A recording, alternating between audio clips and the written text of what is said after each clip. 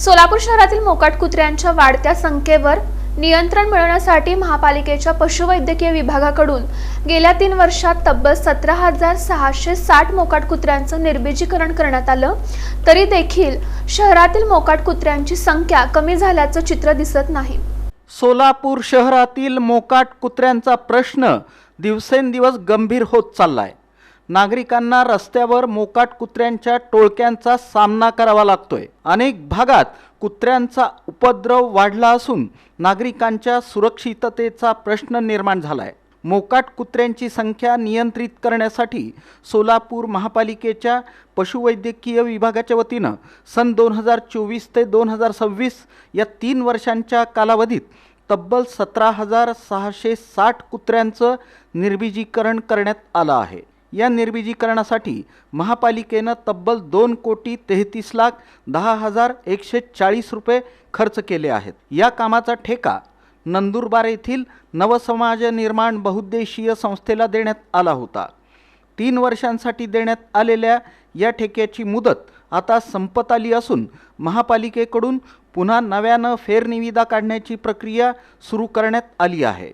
मात्र 3 वर्षात तब्बल 2,33,00,000 रुपये खर्च करूनही शहरातील मोकाट कुत्र्यांची संख्या कमी झालेली दिसत नाही। महापालिकेच्या परिसरातच मोठ्या प्रमाणात मोकाट कुत्री फिरताना दिसत आहेत। विशेष म्हणजे महापालिका इमारतीच्या आवारातच नव्हे तर थेट महापौर कार्यालयाच्या बाजूला असलेल्या सर्वसाधारण सभागृहाच्या बाहेर मोकाट कुत्री सुरक्षा रक्षकांप्रमाणे बसलेली दिसतात। आता ही कुत्री महापालिका परिसरापुरती मर्यादित राहिलेली नसून चक्क सभागृहाच्या परिसरापर्यंत पोहोचली आहेत। महापालिकेच्या मुख्य इमारतीतच अशी परिस्थिती असेल तर शहरातील गल्ली बोळ आणि रहिवासी भागांमध्ये मोकाट कुत्र्यांची संख्या किती असेल याचा अंदाज लावणं कठीण आहे।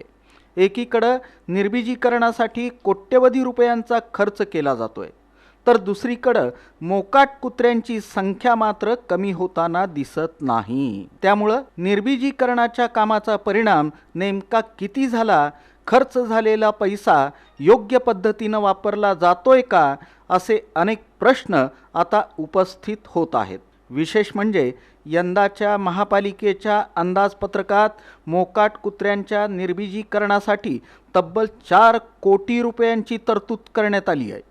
म्हणूनच 2,33,00,000 रुपये खर्च करूनही मोकाट कुत्र्यांचा प्रश्न सुटलेला नाही, तर आता 4 कोटी रुपयांच्या बजेटमधून तरी हा प्रश्न सुटणार का, असा सवाल सोलापूरकरांकडून उपस्थित केला जातोय।